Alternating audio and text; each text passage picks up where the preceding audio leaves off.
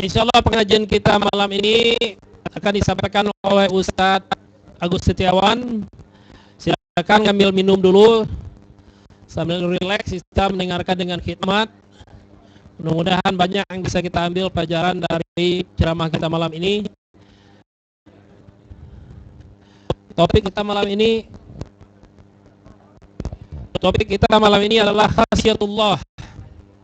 Khasyiatullah itu takut kepada Allah. Satu topik yang penting sekali insyaallah.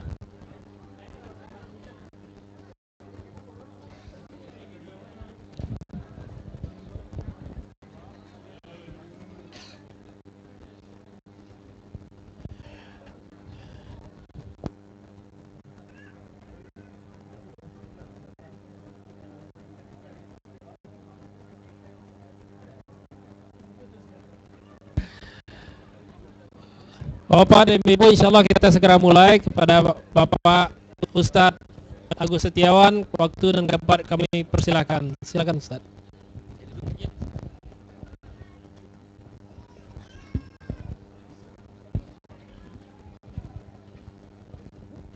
Assalamualaikum warahmatullahi wabarakatuh. Innal hamdalillah nahmaduhu wa nasta'inuhu wa nastaghfiruh wa nastahdihi wa natubu ilaih wa na'udzu billahi min syururi anfusina wa sayyiati a'malina may yahdihillahu fala mudilla lahu wa may yudlil falan tajida lahu waliyyan mursyida. Nashhadu an la ilaha illallah wa nashhadu anna Muhammadan abduhu wa rasuluh.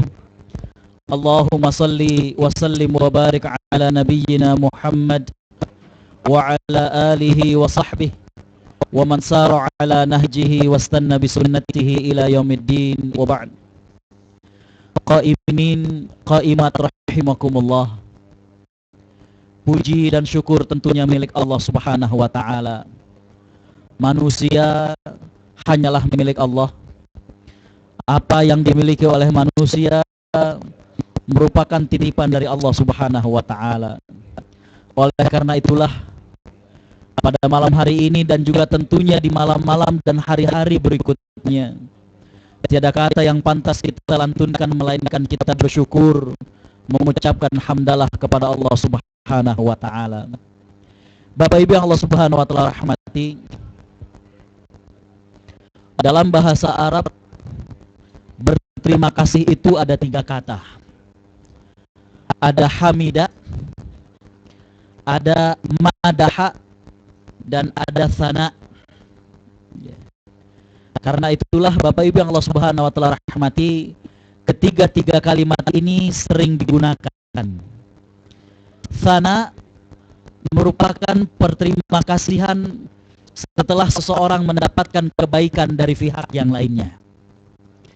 Misalkan saya dipersilakan untuk berbicara, maka saya mengucapkan terima kasih kepada Ustadz Edward.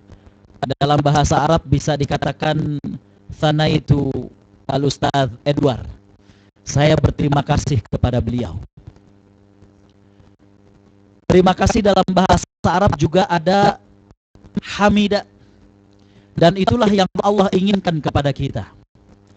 Hamida merupakan al-i'tiraf bil mun'im. Kita mengakui kepada zat yang memberikan nikmat kepada kita, baik kita sadari maupun tidak kita sadari. Itulah karenanya dalam surat Al-Fatihah Allah Subhanahu wa taala mengajarkan kepada kita untuk berterima kasih dengan kata-kata alhamdulillah. Kalau madaha itu memuji, berterima kasih tapi ada maksudnya. Misalkan orang ingin meminjam uang, maka sebelum ia meminjam, dia memuji kepada orang yang akan dia pinjam. Wah, hari ini gagah, bisa pinjam uang enggak? Makanya Nabi SAW mengatakan, lemparkan pasir kepada orang yang suka memuji. Tapi hadis itu harus dibaca bahasa Arabnya, karena di situ Nabi SAW menggunakan kata-kata uhtut turab ala wajhil maddahin, lemparkan pasir tanah ke wajah orang yang suka memuji, tapi memujinya itu bukan memuji yang sungguhan. Tapi kalau memuji karena memang ketulusan diri, itu merupakan suatu bentuk hal yang baik. Bagaimana kita kemudian memuji dan berterima kasih kepada orang lain, kepada Allah Subhanahu wa ta'ala, maka kita senantiasa mengucapkan syukur. Alhamdulillah. Ibu-ibu bersyukur kepada Allah Subhanahu wa ta'ala, baik awal bulan maupun akhir bulan seperti sekarang. Jadi bersyukur itu bukan cuma awal bulan, alhamdulillah, tengah bulan, innalillah, bukan. Seluruhnya alhamdulillah. Awal bulan, alhamdulillah. Tengah bulan, alhamdulillah. Akhir bulan, alhamdulillah. Salawat teriring salam semoga tercurah kepada junjungan kita Nabi Muhammad sallallahu alaihi wasallam, yang mana baginda sallallahu alaihi wasallam menyatakan, man shallal isya'a jama'atan faka'annama qama nisfal lail. Barang siapa yang salat isya berjamaah, maka ia seumpama orang yang menghidupkan separuh malam. Oleh karena itulah Al-Imam Syafi'i berpandangan tentang malam Lailatul Qadar itu dimulainya kapan? Apakah tengah malam? Apakah dimulai sejak kapan? Beliau mengatakan bahwa seseorang berkesempatan mendapatkan malam Lailatul Qadar dimulai dengan sholat isya berjamaah, berdasarkan hadis tersebut. Dan beliau juga tidak mensyaratkan bahwa Lailatul Qadar atau untuk mendapatkan Lailatul Qadar, beliau tidak mensyaratkan untuk begadang. Yang penting malam itu ada waktu yang digunakan oleh hamba Allah untuk kemudian beribadah kepada Allah Subhanahu wa ta'ala. Walaupun demikian, Imam Al-Kasani dari mazhab Imam Abu Hanifah, beliau mengatakan sekiranya malam itu kita hidupkan untuk beribadah kepada Allah Subhanahu wa ta'ala, tentunya akan lebih mendapatkan pahala dari Allah Subhanahu wa ta'ala. Bapak Ibu Allah Subhanahu wa ta'ala rahmati, mirip seperti orang lomba berlari. Sudah 2/3 bagian kita lalui. Justru akhir daripada perjalanan ataupun lomba inilah yang saat-saat penting, karena ini akan menentukan apakah kita akan menjadi pemenang ataukah kita menjadi pecundang. Oleh karena itulah, bagaimana menjaga fisik, menjaga kebugaran, baik tubuh maupun dari rohani kita, menjadi suatu hal yang sangat penting. Sehingga kita finish di bulan Ramadan, kita menjadi pemenang. Kita menjadi orang-orang yang faizin, menjadi orang-orang yang mendapatkan berbagai kemuliaan dari Allah Subhanahu wa ta'ala. Itu yang kalau kita lihat berbeda dengan di tanah air. Semakin tambah hari di bulan Ramadan, semakin bertambah kemajuan mereka. Artinya softnya makin maju. Makin maju itu makin maju softnya. Jadi kalau sebelumnya itu rame, udah pertengahan Ramadan sudah mulai pecah konsentrasi. Ada yang malamnya mulai ke Tenabang, Tamcit, Tamrin City dan lain sebagainya. Tapi insya Allah di sini enggak, enggak beda. Hadirin khotal iman rahimakumullah, saya diberikan amanah untuk menyampaikan materi tentang khasyatullah. Para ulama mengatakan ada kata-kata yang mirip dengan khasyah. Khasyah arti asal adalah takut. Ada kata yang mirip dengan khasyatullah, yaitu makhafatullah atau al-khauf. Para ulama mengatakan kedua-duanya dalam bahasa kita sering diterjemahkan dengan arti takut, walaupun sering juga al-khauf diterjemahkan dengan khawatir. Para ahli tafsir dan pakar bahasa mengatakan paling tidak ada 2 perbedaan antara khasyah dengan al-khauf. Perbedaan yang pertama adalah al-khauf adalah rasa takut yang umum. Umum dalam artian baik manusia maupun makhluk yang lainnya memiliki rasa takut. Dan itulah al-khauf. Umum yang dimaksud juga hadirin khotal iman rahimakumullah, bisa manusia takut kepada Allah ataupun takut kepada yang lainnya. Dia adalah sebuah hal yang manusiawi, dia hal yang merupakan tabiat manusia memiliki rasa takut. Ya. Ada yang orang takut dengan binatang buas. Ada orang yang takut dengan binatang yang berbisa. Maka itu dalam bahasa Arab disebutnya dengan khauf. Ya. Jadi khauf menurut pakar bahasa dia lebih umum.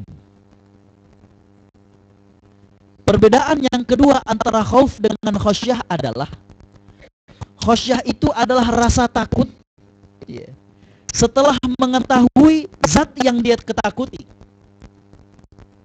Dan rasa takut ini melahirkan bagaimana mengagungkan zat yang dia takutkan itu.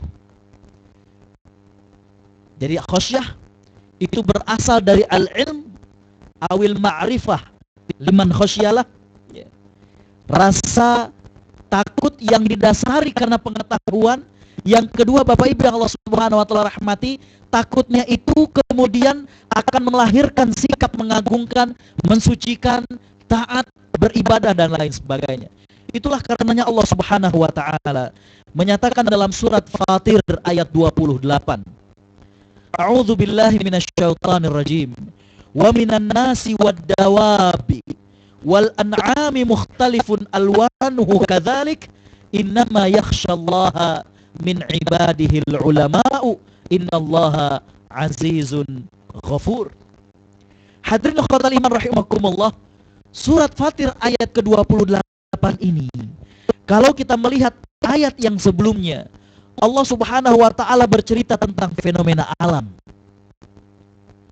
Perbedaan tempat. Allah Subhanahu wa taala menyatakan a'udzubillahi minasyaitonir rajim. Alam tara annallaha anzala minas samaa'i ma'an fa akhrajna bihi thamaratin mukhtalifan alwanuha. Tidakkah kalian lihat Allah Subhanahu wa taala menurunkan dari langit hujan di mana akan tumbuh buah-buahan yang berbeda-beda warnanya. Wa minal jibali judadun bidun wa humrun mukhtalifan alwanuha.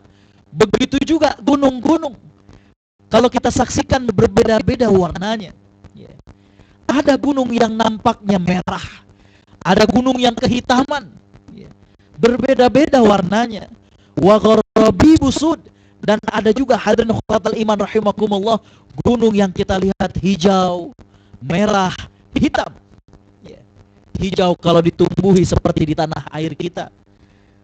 Gunung yang hitam kalau kita saksikan bagaimana di Mekah, batu-batu yang ada pada pegunungan, saking teriknya mentari menerpa dari gunung itu sampai gunung itu menjadi hitam. Tapi ada juga gunung-gunung yang merah, yang terbuat dari pasir dan lain sebagainya.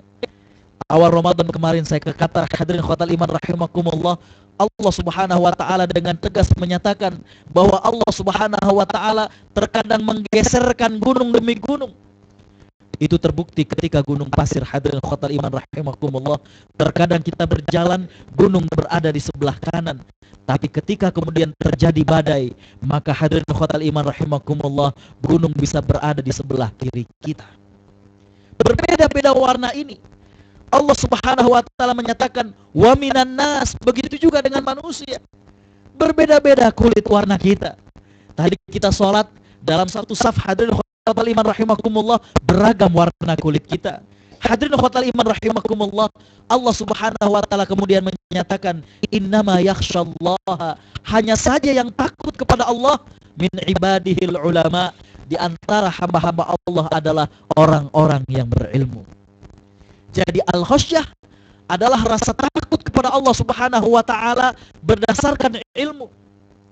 Al-khosyah adalah rasa takut kepada Allah Subhanahu wa taala yang diiringi dengan bagaimana orang itu mengagungkan Allah Subhanahu wa taala. Hadirin khotal iman rahimakumullah, bagaimana kita bisa menumbuhkan rasa khosyah? Yang pertama, hadirin khotal iman rahimakumullah, dengan kita membaca ayat-ayat Allah Subhanahu wa taala.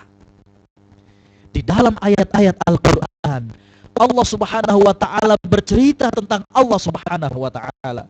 Allah bercerita tentang azabnya. Allah bercerita tentang kuasanya. Syekh Asy-Shinqiti, pengarang kitab Adwaul Bayan, sebelum dicetak kitab ini sempat dijadikan salah satu bahan disertasi oleh Prof. Quraish Shihab. Ya. Adwaul Bayan fi Bayanil Quran bil Quran. Yang menarik yang disampaikan oleh Syekh Asy-Shinqiti adalah, hadirin khotbah iman rahimakumullah, beliau mengatakan sifat Allah Subhanahu wa taala yang ada pada ujung setiap ayat itu bukan tanpa sebab. Itu merupakan pilihan Allah Subhanahu wa taala. Karena itulah menarik ketika beliau mengatakan bahwa salah satu sifat yang sering Allah gandengkan adalah sifat Ghafur dengan sifat Rahim. Hampir selalunya kalau diawali dengan Ghafur, pasti di ujungnya dengan Rahim. Kalau tadi surat Fatir, Aziz, Ghafur. Padahal sering Allah mengungkapkan Aziz, Hakim.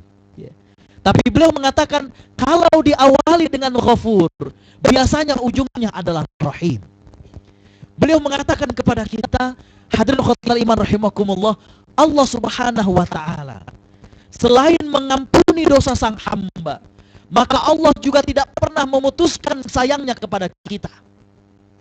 Berbeda dengan makhluknya.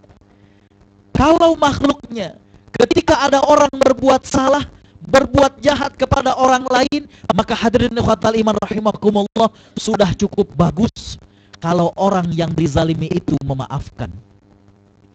Jarang kalau orang memaafkan sambil dikasih ongkos untuk pulang. Jarang. Ya. Ditabok, ditampar, habis itu kemudian aduh minta maaf, bisa minta ongkos nggak buat pulang? Jarang. Ya. Jarang. Maha suci Allah dari permisalan seperti itu. Tapi hal ini sempat ditegaskan oleh Hamka, ya. Dalam kitab beliau, hadirin khotul, dalam salah satu buku beliau mengatakan, berbahagialah mereka yang mengenal Allah, Raja di atas segala raja, yang tidak pernah membalas dosa hambanya dengan memutuskan rezeki hambanya. Padahal hadirin khotul iman rahimakumullah, kalau raja-raja yang lain dari antara manusia, kalau udah salah, waduh, nggak ada ampun. Kembali hadirin khotul iman rahimakumullah, makanya Allah selalu menggandengkan Ghafur dengan Rahim. Allah selain Maha Pengampun, Allah juga penyayang. Padahal hadirin khotul iman rahimakumullah, tidak usah kita melihat orang lain.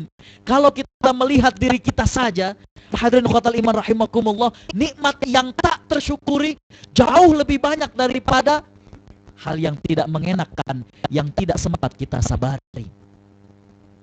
Baru sakit mata kita sudah melihat, aduh ya Allah, ya.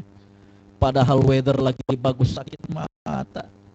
Padahal Allah memberikan sehat sudah sedemikian lama kepadanya. Ya. Hadirin khotul iman rahimakumullah, kembali bahwa hadirin khotul iman rahimakumullah, satu hal yang dapat memunculkan rasa takut kita kepada Allah adalah bagaimana hadirin khotul iman rahimakumullah kita membaca ayat-ayat Allah Subhanahu wa taala. Ya. Kalau kemarin di Masjid Laforton saya mengatakan, hadirin khotul iman, bulan Ramadan mestinya menjadikan kita semakin akrab dengan Al-Quran. Kata-kata semakin akrab. Mestinya kalau kita mencontoh para sahabat, kita malu. Para sahabat akrabnya dengan Al-Quran bukan cuma sekedar dibaca, ya. Tapi hadirin khotul iman rahimakumullah, sampai mereka perhatikan ayat demi ayat, kata demi kata. Bahkan kemarin ketika di Qatar, di salah satu channel di Dubai, ya. Jadi pemerintah Dubai memberikan penghargaan kepada mereka-mereka penggiat Al-Quran. Jadi ada 30 penghargaan yang diberikan kepada 30 ulama seluruh dunia. Setiap hari maka ulama tersebut akan menyampaikan mungkin semacam presentasi dari hasil penemuannya, ya. Ketika Dr. Muhammad Duwaish, salah seorang dosen di Jami'atul Imam Riyadh, beliau sebagai salah seorang penerima jaizah ataupun award hal tersebut, beliau menyampaikan bagaimana keakraban para sahabat dengan Al-Quran. Menarik, hadis-hadis dan riwayat yang beliau sampaikan hampir semuanya kita pernah dapatkan. Tapi yang beliau lihat adalah bagaimana keakraban para sahabat dengan Al-Quran. Contoh hadirin khotul iman, ketika sahabat Abdullah bin Abbas ditanya oleh sahabat berkata, wahai imam, sudah tahu bahwa Lailatul Qadar itu adalah di 10 hari yang terakhir. Dan itu merupakan rahasia Allah Subhanahu wa Ta'ala. Tapi kalau menurut engkau, malam Lailatul Qadar itu kira-kira kapan? Ya. Sekali lagi hadirin khotal iman rahimakumullah, ya. Kalau sudah begini, maka para ulama mengatakan hadza laisa lil istidlal wa innama lil istishhad wal istinas. Ini bukan untuk menjadi dalil kita memastikan oh tanggal sekian, bukan. Cuma ini perenungan para sahabat kira-kira tanggal sekian. Jadi bukan berarti kemudian malam ini kita nggak jadi iktikaf, bukan. Ya. Hadirin khotal iman rahimakumullah, sahabat Abdullah bin Abbas mengatakan kalau menurutku malam Lailatul Qadar itu malam ke-27. Mengapa demikian? Beliau mengatakan karena ketika Allah menyatakan bagaimana Allah memberkahi malam itu. Dalam surat Al-Qadar ketika Allah mengatakan salamun hiya, beliau mengatakan kata ataupun domir hiya itu merupakan kata yang ke-27 dari surat Al-Qadar. Sekali lagi bukan kita memastikan tanggal 27 atau malam 27-nya. Tapi yang ingin kita perhatikan adalah bagaimana akrabnya sahabat dengan Al-Quran sampai kata demi kata itu dihitung. Ya. Kita baru tahap membaca. Itu pun kadang berat, satu juz satu kali. Ya. Kadang berat. Ya. Ada yang kemudian menghadirkan riwayat Ustadz kan katanya Qul huwallahu ahad itu sepertiga dari Al-Quran. Ya, baca 3 kali bolak-balik khatam, masya Allah. Ya, ya. Hadirin khotal iman rahimakumullah, banyak hadis yang menunjukkan itu adalah mirip, serupa. Ya. Seperti misalnya umroh di bulan Ramadan serupa, senilai. Kalau serupa, kalau senilai, tidak menggugurkan daripada ibadah yang semestinya. Ini kalau kata orang dari sana, ari jiga mah jauh tiknya. Kalau katanya mirip itu tidak sama. Ya. Ustadz Agus mirip dengan siapa misalnya? Jauh. Ya. Ya. Ada orang ketika main bola, wah kata mirip Zainuddin Zidane. Jauh padahal mah. Ya. Kalau mirip mah jauh tiknya. Ya. Kalau mirip itu nggak sama dengan aslinya. Jadi hadirin khotal iman rahimakumullah, tidak menggugurkan ibadah yang mestinya. Ya. Jadi kembali hadirin khotal iman rahimakumullah, bahwa untuk mendatangkan rasa takut adalah bagaimana kita semakin akrab dengan Al-Quran. Ya. Yang kedua hadirin khotal iman rahimakumullah, bagaimana mendatangkan rasa takut bagi kita kepada Allah Subhanahu wa Ta'ala. Maka hadirin khotal iman rahimakumullah, kita baca Al-Quran dan ayat tentang bagaimana azab Allah Subhanahu wa Ta'ala. Ya. Bagaimana azab Allah Subhanahu wa Ta'ala ketika Allah menggambarkan dalam Al-Quran bagaimana siksa. Ya. Dalam surat Az-Zumar hadirin khotal iman rahimakumullah, ya. Bagaimana Allah menggambarkan calon-calon penghuni neraka, subhanallah. Berbeda sekali dengan bagaimana Allah menggambarkan calon penghuni surga. Ya. Al-Quran menggambarkan a'udzubillahi minasyaitonirrajim, hatta idza ja'uha futihat abwabuha. Hadirin khotal iman rahimakumullah, orang-orang calon penghuni neraka, maka mereka akan digiring secara berombongan sampai kemudian ketika mereka sudah sampai di depan pintu neraka, futihat, dibuka dan langsung dimasukkan. Berbeda dengan ketika Allah menggambarkan bagaimana penghuni neraka, penghuni surga. Hatta idza ja'uha wa futihat abwabuha. Ada huruf waw di situ. Huruf waw berbeda dengan huruf fa. Di situ ada jeda waktu. Artinya hadirin khotal iman, ketika calon penghuni surga sampai ke depan pintu, maka dengan tenang, dengan santai dibukalah pintu surga. Disambut, salamun alaikum tibtum fadkhuluha khalidin. Subhanallah. Beda dengan penghuni neraka. Hadirin khotal iman rahimakumullah, itu akan mendatangkan rasa takut kita kepada Allah Subhanahu wa Ta'ala. Yang ketiga hadirin khotal iman rahimakumullah, bagaimana mendatangkan rasa takut selain kita mentadaburi ayat-ayat Al-Quran. Yang kedua hadirin khotal iman rahimakumullah, kita bayangkan bagaimana Allah akan memberikan azab dan siksa kepada orang-orang yang melakukan dosa kepada Allah Subhanahu wa taala. Yang ketiga, hadirin ikhwatal iman rahimakumullah, kita coba perhatikan bagaimana nasib orang-orang yang membangkang dari Allah Subhanahu wa taala. Kita saksikan hadirin ikhwatal iman rahimakumullah dari zaman para nabi, bagaimana Firaun, orang yang begitu benci dengan agama, orang yang begitu benci dengan Allah. Maka hadirin ikhwatal iman rahimakumullah, orang yang begitu sombong sampai mengatakan dirinya adalah Tuhan, maka oleh Allah Subhanahu wa taala diselamatkan. Kita sekarang bisa melihat di museum, oh kayak begini dulu yang menentang Nabi Musa. Allah Subhanahu wa taala abadikan. A'udzubillahi minasyaitonir rajim. Falyawma nunajjika bibadanika litakuna liman khalfaka ayah. Maka hari ini kami selamatkan dirimu agar menjadi bukti, agar menjadi tanda bagi orang-orang setelahmu. Para saintis mengatakan, hadirin ikhwatal iman rahimakumullah, sungguh benar-benar terawetkan jasad Fir'aun secara alami dengan air garam yang kemudian ada dan kemudian menenggelamkan dirinya. Allah jadikan sebagai tanda. Begini orang-orang yang sombong. Belum lagi hadirin ikhwatal iman rahimakumullah, bagaimana akhir daripada orang-orang yang jauh dari Allah Subhanahu wa taala. Bagaimana kisah Abu Lahab, bagaimana kisah Abu Jahal. Belum lagi orang-orang yang masa-masa sekarang, orang-orang yang menentang Allah Subhanahu wa taala. Hadirin ikhwatal iman rahimakumullah, itulah yang dapat mendatangkan rasa takut kita kepada Allah Subhanahu wa taala. Hadirin ikhwatal iman rahimakumullah, sekali lagi, al-khasyah adalah rasa takut kepada Allah Subhanahu wa taala berdasarkan pengetahuan kita betapa agungnya Allah Subhanahu wa taala, betapa dahsyatnya azab Allah Subhanahu wa taala yang nantinya akan melahirkan bagaimana kita mengagungkan Allah Subhanahu wa taala. Oleh karenanya, orang yang khasyah, hadirin ikhwatal iman rahimakumullah, saya sempat mendapatkan sebuah tulisan di depan, hadirin ikhwatal iman rahimakumullah, di depan tempat imam. Di situ ada kata-kata, ta'ajibtu lil abdi kaifa yashu baina yaday rabbih. Aku terkaget bagaimana mungkin ada orang di depan Tuhannya bisa lupa. Hadirin ikhwatal iman rahimakumullah, untuk itulah orang yang khasyah, dia akan senantiasa merasa di hadapan Allah Subhanahu wa taala. Dia akan merasa, hadirin ikhwatal iman rahimakumullah, berada dalam keadaan takut atas azab Allah Subhanahu wa taala. Ini akan melahirkan bagaimana pribadi yang taat.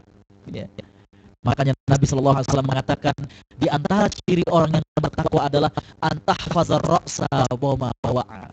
Orang yang senantiasa menjaga kepala dan isi pikirannya. Kadang isi pikiran kita ingin suudzon, kadang isi pikiran kita ingin berbuat iseng, kadang isi pikiran kita ingin berbuat zalim. Wal batna wa ma hawa, dan perut dan apa yang menjadi nafsu kita, ingin mengambil sesuatu yang tidak halal bagi kita, ingin menyalurkan syahwat yang tidak halal bagi kita. Sekali lagi, khasyah akan melahirkan sikap seperti itu.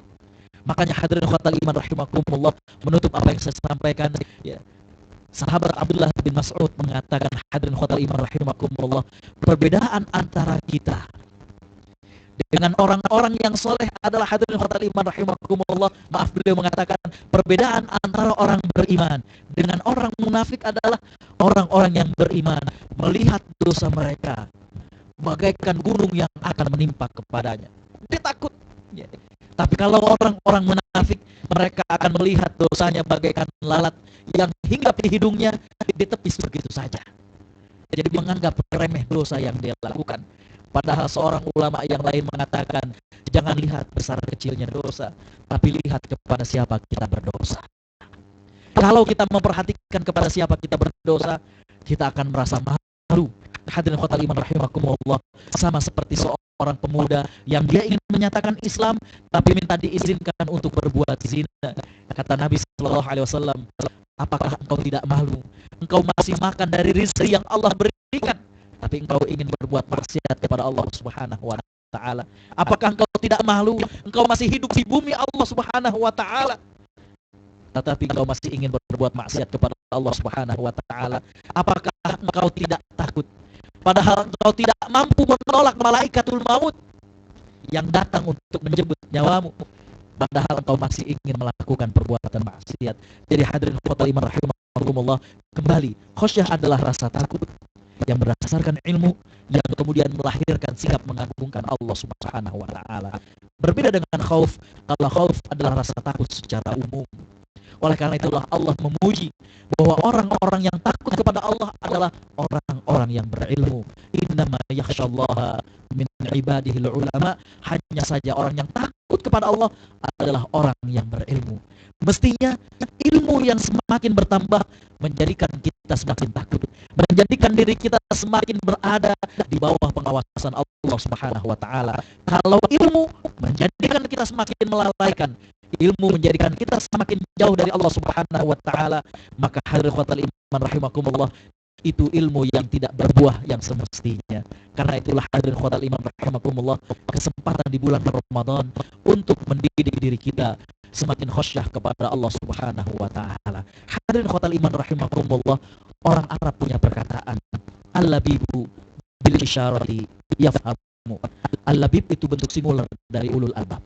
Jadi orang yang cerdas bil isyarati, dengan isyarat saja yafhamu, dia faham. Ya. Kayaknya jamnya udah jam 10.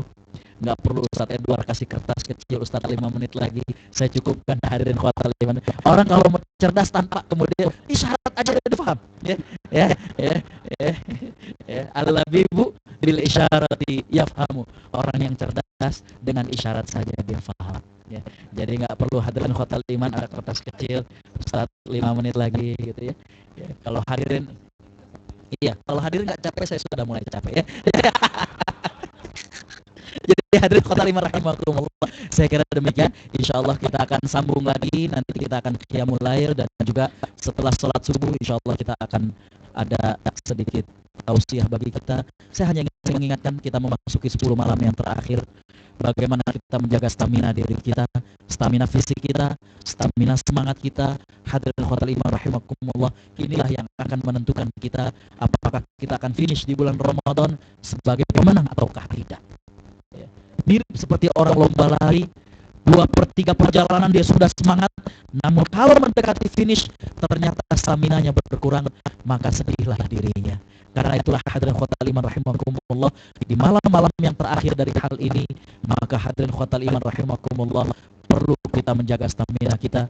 Mudah-mudahan Allah Subhanahu wa taala memberikan kemudahan bagi kita untuk mendapatkan Lailatul Qadar. Hadirin khotal iman rahimakumullah, demikian yang bisa saya sampaikan, kurang lebihnya mohon maaf. Jazakumullah khairan. Wassalamualaikum warahmatullahi wabarakatuh.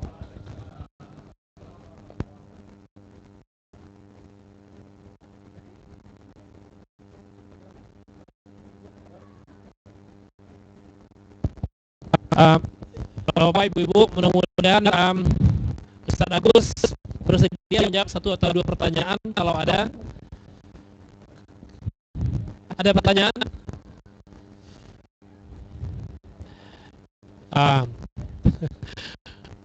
Kayaknya udah siap-siap mau kita mulai Ustaz. Jadi insyaallah kita tapi mudah-mudahan besok pagi kita setelah salat subuh, pada subuh kita ada pengajian lagi insyaallah dengan Ustaz Agus, dan juga Rabu malam Ustaz Agus kesini lagi ya Pak.